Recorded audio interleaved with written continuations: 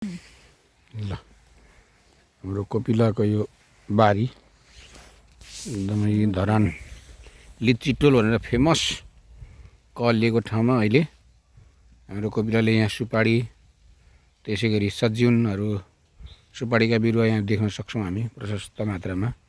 परपट्टि मन्दिर छ आफ्नै उत्पत्ति हुनुभएको जहाँ देखिँदैछ यी दृश्यहरूले। त्यसै गरी यतापट्टि हामी हेर्न सक्छौँ यो कागती बारी त्यसै गरी आँप बगैँचा एकदमै राम्रो दिव्य छ। यहाँ हाम्रो भान्जी हुनुहुन्छ कोपिला बारीका एक एक गरेर अवलोकन गरिरहने यी ठाउँहरू जसले आनन्दित तुल्याउँछ। बगैँचाका बिचमा आनन्दले बसेर जे होस् हामी रुङ्नका लागि बसिया हौँ। यो रुङ्नु पर्ने हाम्रो बाध्यता समय अनुकूल यो प्रकृति प्रदत्त वस्तुलाई संरक्षण गरेर बसिरहनु भएको त्यो दृश्यावलोकन हामी हेर्न सक्छौँ। यहाँ एक एक यसरी नजिकै यहाँ परसम्मका दृश्यहरू हामी देख्छौँ। यहाँ प्रशस्त आँपका बगानहरू, आँपका गाछीहरू, आँपका बिचमा सुपारीका गाछीहरू, बिचमा सुपारीका गाछीहरू लगाइएको छ। यो दृश्यावलोकन हामीले यहाँसम्मको हामी हेर्दैछौँ। हाम्रो भान्जी रक्षक भनौँ न, रक्षक मालिक भन्नुपर्छ उहाँलाई होइन। त्यो दिव्य हामी एक एक हेर्न सक्छौँ। यो राम्रो छ, सुन्दर छ।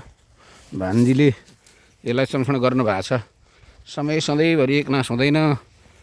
पखेटा लागेपछि चराहरू पनि बचेराहरू पनि गुँड छोडेर जान्छन् भने जस्तै माउ चाहिँ गुँडमै बचेराहरू चाहिँ चारा खोज्ने सिलसिलामा आफ्नो अभियानमा लागिरहन्छन् भन्ने कुरालाई अवलोकन गर्दै बचेराहरू पखेटा लागेकाले उनीहरू आफ्नो जीवन प्रदत्त गर्ने कुरामा विभिन्न मुलुकमा पुगिसकेका छन्।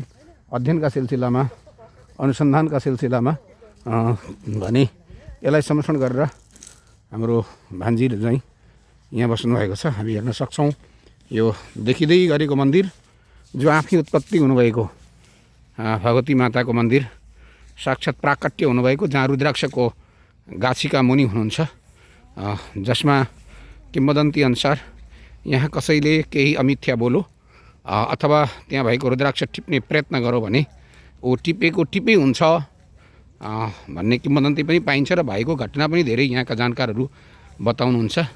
यो हामी हेर्न सक्छौँ, जसलाई सुरक्षित गरेर संरक्षण गरेर घेरेर राखिएको छ। यो एकदमै रमणीय स्थान, रमाइलो, जहाँ प्रशस्त मात्रामा अक्सिजनहरू पनि विभिन्न ठाउँमा, त्यसै गरी नारिवलका गाछीहरू पनि हामी हेर्न सक्छौँ। रमणीय, जसले अक्सिजनका मात्राहरू आनन्दितहरू मान्छेलाई पुर्याउँदछन्। मानिस यस्तो सब कोहीले प्राप्त गर्न पनि सक्दैन र भेट्दैन पनि भन्ने कुरामा यो मन्दिरलाई मैले अघि नै भनिसकेँ। यो देवीको मन्दिर हो, यो स्वयं प्राकट्य भएको मन्दिर। यसमा दुई मत छैन। यी घरहरू हुन् पुराना घरहरू, जो पुरानोलाई पनि हामीले श्रृङ्गारले नयाँ बनाउन सक्छौँ भन्ने ज्वलन्त उदाहरणहरू पनि छन्। ती उदाहरणहरूलाई, किनभने हरेक वस्तुलाई चाहिने आवश्यकता भनेकै श्रृङ्गार रहेछ। यहाँ टमाटर पनि राम्रोसँग व्यवस्थित ढङ्गले यहाँ फलाउनु भएको छ, यहाँ हामी हेर्न सक्छौँ। त्यसै गरी यहाँ सुपारीका बिरुवाहरू पनि हामी हेर्न सक्छौँ।